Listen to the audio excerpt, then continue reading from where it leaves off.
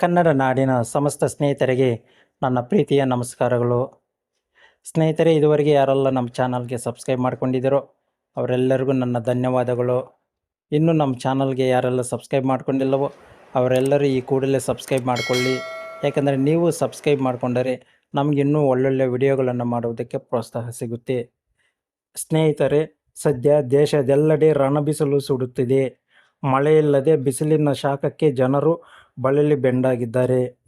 ಹಲವೆಡೆ ಬೆಳಗ್ಗೆ 8 ಗಂಟೆಯಿಂದಲೇ ಪ್ರಖರ ಬಿಸಿಲಿನ ತಾಪವಿದೆ. ಹೀಗಾಗಿ ಜನ ಮನೆಯಿಂದ ಹೊರಬರಲು ಸಹ ಹೆದರುತ್ತಿದ್ದಾರೆ. ಇದರ ಜೊತೆಗೆ ಮುಂದಿನ ದಿನಗಳಲ್ಲಿ ಬಿಸಿಲಿನ ಝಳ ಹೆಚ್ಚಾಗುವ ಸಾಧ್ಯತೆ ಇದೆ ಎಂದು ಹವಾಮಾನ ಇಲಾಖೆ ಈಗಾಗಲೇ ಎಚ್ಚರಿಕೆ ನೀಡಿದೆ.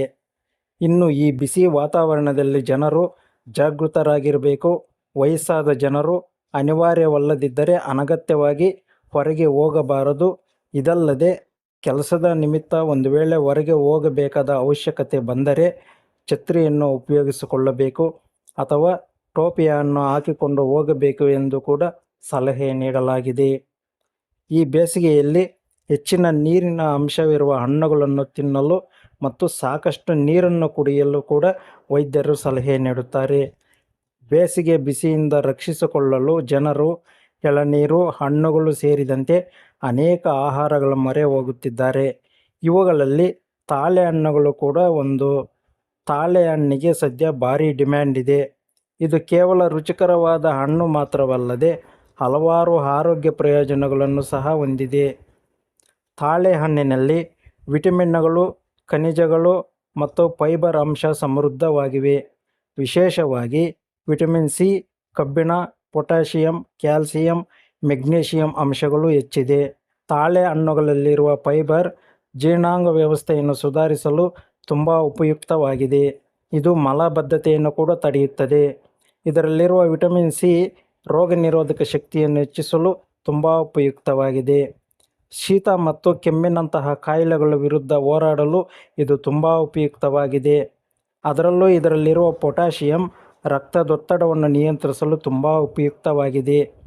ಇದು ಹೃದ್ರೋಗದ ಅಪಾಯವನ್ನು ಕಡಿಮೆ ಮಾಡುತ್ತದೆ ಮತ್ತು ಮೂತ್ರಪಿಂಡದ ಆರೋಗ್ಯವನ್ನು ಸುಧಾರಿಸಲು ತುಂಬ ಉಪಯುಕ್ತವಾಗಿದೆ ಮತ್ತು ಕಿಡ್ನಿಯಲ್ಲಿ ಸ್ಟೋನ್ಸ್ ರೂಪುಗೊಳ್ಳುವುದನ್ನು ಕೂಡ ಇದು ತಡೆಯುತ್ತದೆ.